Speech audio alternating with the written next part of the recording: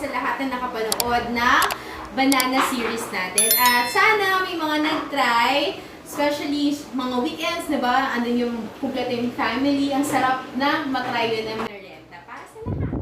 At this April, meron na naman po tayo isang series of recipe na may isa tayong main ingredient, which is the potato. Ayun, syempre sino man namang hindi mahilig sa patatas, diba? Pwede siya as dessert. Dessert ba yung term para sa French fries? Yun, merienda. Pwede din siyang ihalo sa ating mga pagkain, such as adobo, curry. Nag-isip ko mga ingredients na may patatas. Pero diba, madaming pwedeng recipe na magawa sa patatas. Ito na nga. Meron tayo kung mahilig lahat manood ng TikTok. So this April, ito yung series natin ng patatas episode na inspire sa TikTok videos. Siyempre, di ba, hindi naman natin i-claim lahat ng, hindi natin i-claim yung credits dun sa mga recipes na yun. Kasi, kumbaga, bibigyan lang natin siya or isa sa buhay lang na natin siya, itatry natin siya. At kung hindi ko man magawa siya as is ng ingredients, meron na tayong papalitan since hindi kasi available sa aking kitchen yung ibang mga ingredients. So, continue watching! And, ito ang mga ingredients.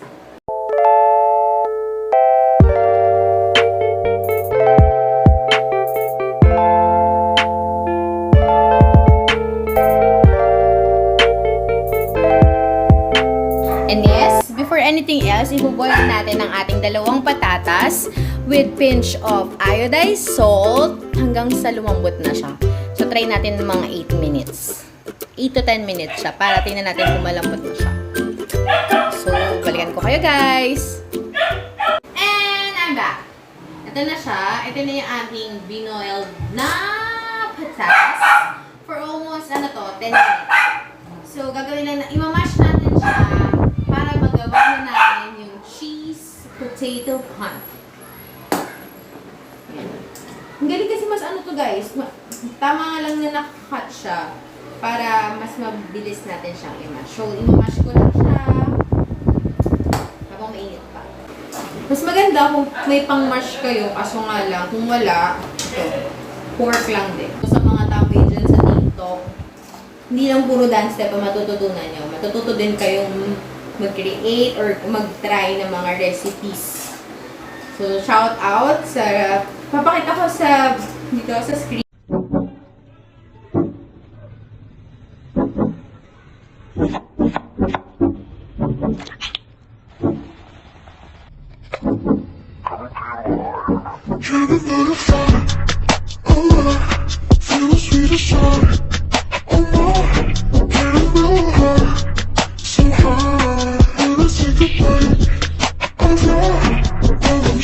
Thank you for sharing your recipe to us. Ay, ang bilis niya. So, yan guys, try nyo lang siya hanggang sa maging smooth. And then, guys, sabi kasi dun sa recipe, onion powder. Kaso kasi, wala akong onion powder. Pero meron akong gustong i-try. Ito yung taco flavor na mixture. So, itatry ko siya. Medyo, syempre, mas yung lasa niya, diba? Mas matapang. Kasi pang taco nga siya. Ayun, galing smooth talaga siya, guys. Tama lang yung mga 8 to 10 minutes na pag-boil. Tsaka dapat sakto lang yung thick nung, nung patatas. Para mas mabilis din siyang lumambot. Add ko na yung ating, ito na siya yung itsura niya. Super smooth. Ay, sana ganito yung ginawa ko nung nag-mashed potato ko last time. Yan. So, add na natin yung ating, since ito is dalawang tablespoon din ng cornstarch yung ilalagay natin.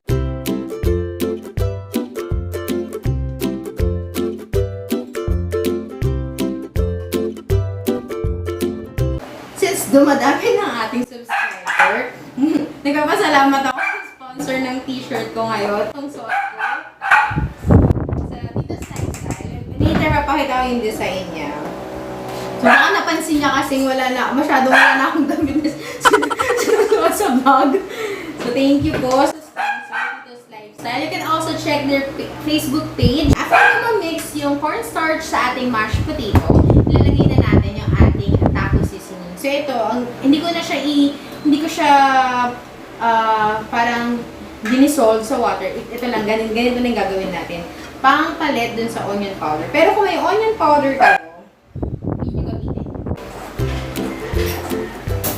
Tatansyahin ko kung yung buong 2 tablespoon yung ilalagay natin. At pa natin ng konti. Ano lang, gradual lang yung pag-mix para at least na mas nai-incorporate siya dun sa ating mixture. Okay.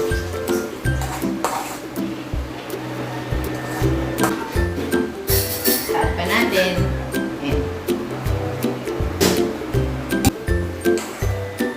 Ang dali lang nito guys, kasi after natin ma-mix, parang palaman natin yung ating cheese. Kaya naging cheese potato pancake siya. Guys, tignan nyo, na-perfect ko yung mashed potato dito sa ingredients na to. Compare dun sa vegetarian na recipe last time. Yan. Tapos ko na siyang i-mix. Papalaman ko na siya. Hindi na siya maging kainit. So, magbibis lang ako ng kamay para sa ating pagpapalaman ng cheese dun sa ating mash. Ayan guys. So, yan. Ang gagawin muna natin is papalaman o lalagyan natin ng cheese yung ating potato mixture. So, ganito lang siya mangyayari. Careful kung mainit-init pa siya, pero ito, sakto na lang. Naghugas po ko ng kamay. Mga cheese lovers out there. Then, pa-flat lang.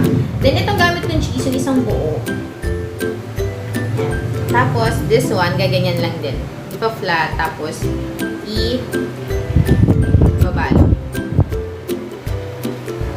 Yan. Tapos, ipa-flat natin siya. Kung mag-ipapalaman nyo lang siya dun sa mixture natin. Di ba? Ang pangit ang pagka-creative. Yan. Ito yung maging itsura niya. Try natin. Munang mix. Kung gusto niyo siya maging itsura ng potato balls, go. Ito, sa akin ngayon, gagawin ko siya flat.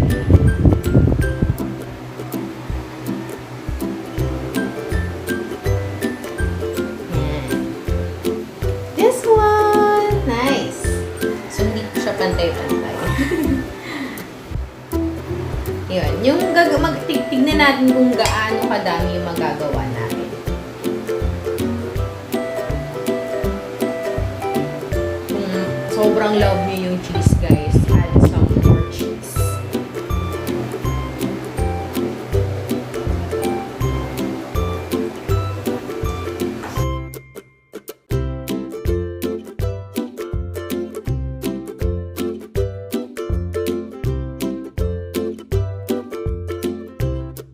A few minutes later. Ayan. So guys, ito yung first batch.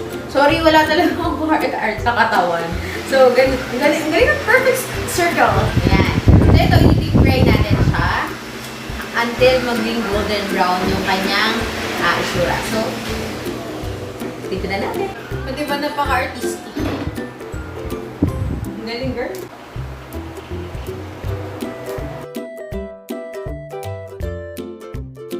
So guys, dito ko na siya.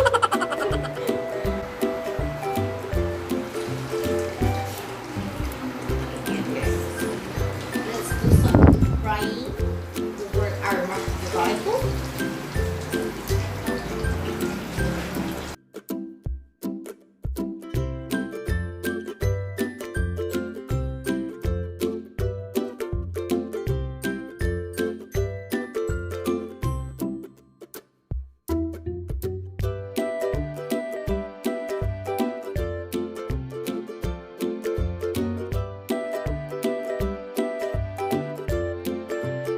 A few minutes later.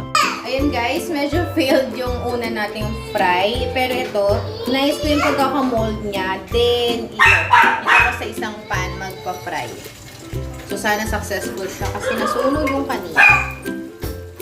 Nice ko yung pagkakamold niya. Nilog ko ulit, tapos flinat.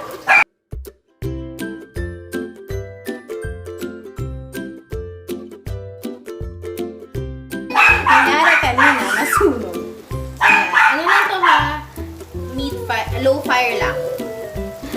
Hi guys! And I'm back. So, ang saya ng pagpiprita natin. Pero, ito guys no jokes. Taste-wise, okay siya. Medyo nagkaroon lang ako ng problema sa pagpiprito. So, ito ang kwento. These two, sila yung nauna. Eh, hindi ko natansya yung init nung, ano tawag dito, induction. So, yan, nasunog siya. Hindi ko natansya. Tapos, sabi ko, ay, try ko siya sa stove. Medyo manipis.